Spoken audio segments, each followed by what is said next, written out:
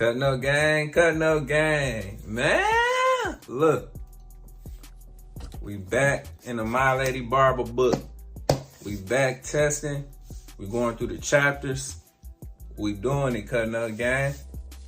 Before we go through this Milady Barber book, I'm gonna hit y'all with a test question. Egyptian priests' entire bodies were shaved every month, day, third day or week. The correct answer is every third day, cut no gang. And if you didn't know that, we're gonna go over the answer to that question in this chapter, chapter 1, in the Milady Barber book, chapter 1. 48. Boy, been killing all of them haircuts. Back to back, 30 minutes, appointment time, you see me spinning. Top off, you see me winning. Everything better with a KP twin. In the Milady Barber book, we're starting at page 6. We're going over page 6, 7, and 8 in the Milady Barber book. That question will be in this summary. Once upon a time, in the very early days of human history, barbering became one of the oldest professions in the world.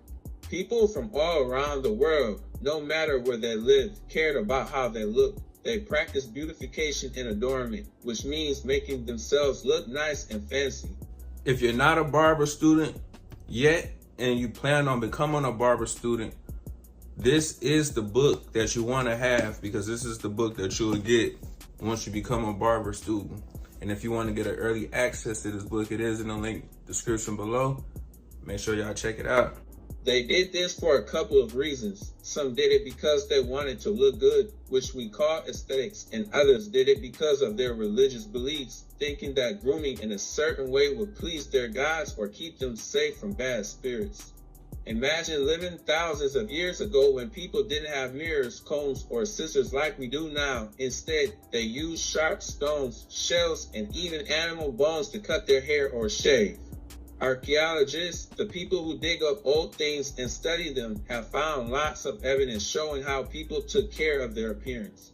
They discovered painted pottery that showed people with different hairstyles, early sculptures that depicted well-groomed figures, and burial mounds where people were buried with their special grooming tools.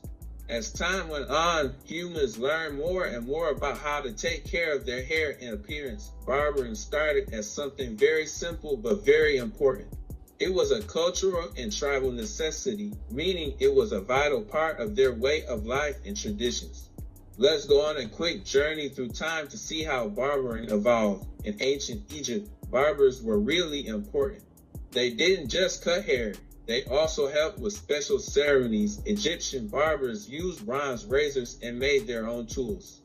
Pharaohs, who were the kings of Egypt, had barbers to keep their hair and beards looking perfect. In ancient Greece and Rome, barbering became even more popular. Greek men would gather at barbershops not just to get their hair cut, but also to talk and share news. Barbershops were like the social centers of the city. Roman barbers were called tonsors, and they used tools like scissors and razors to groom men. During the Middle Ages, barbers did more than just cut hair. They were also the dentists and surgeons. Imagine going to the barber to get a tooth pulled out or a small surgery done.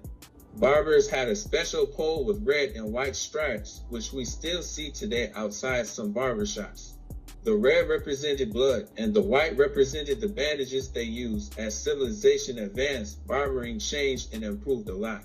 From using sharp stones to using advanced tools, the art of barbering has come a long way. Today, barbers are true artists.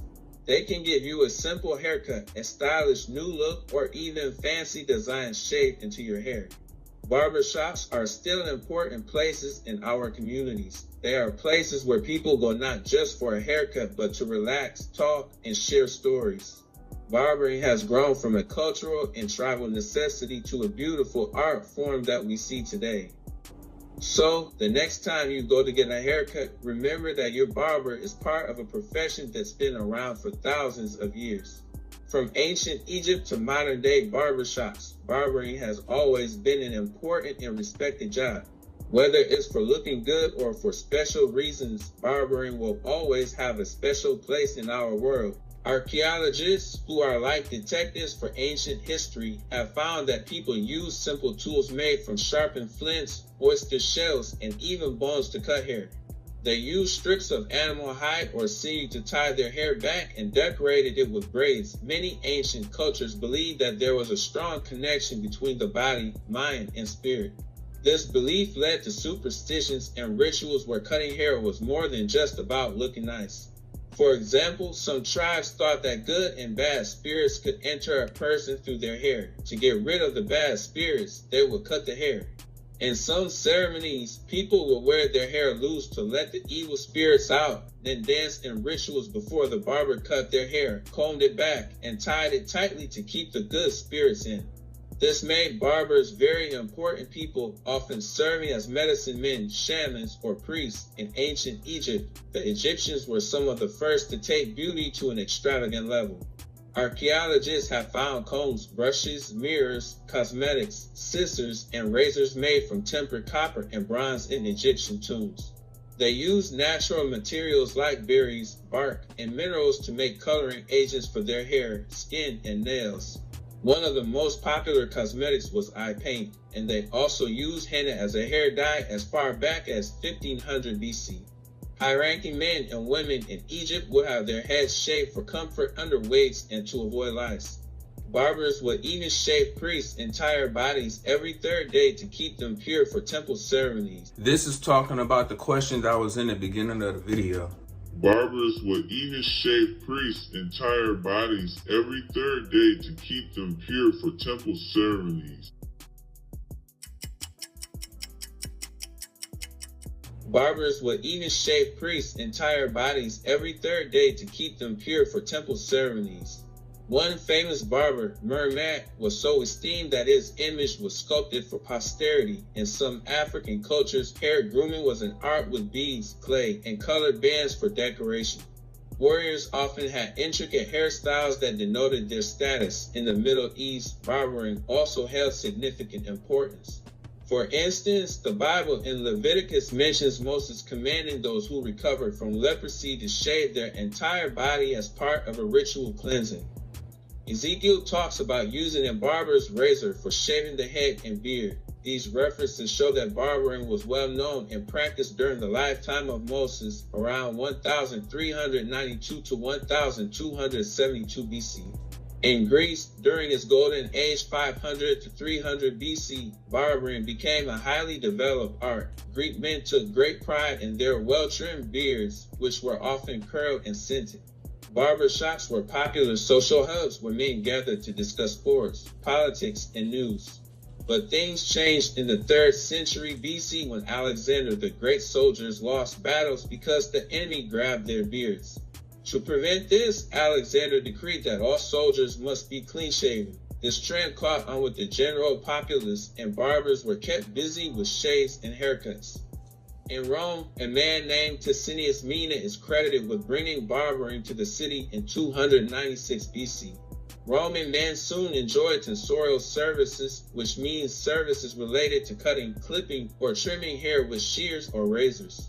They spent a good part of their day at the barbers for haircuts, shaves, massages, and manicures. While average citizens went to barbershops, wealthy noblemen had private barbers. Romans expanded these personal care services to include communal bathing at Roman baths.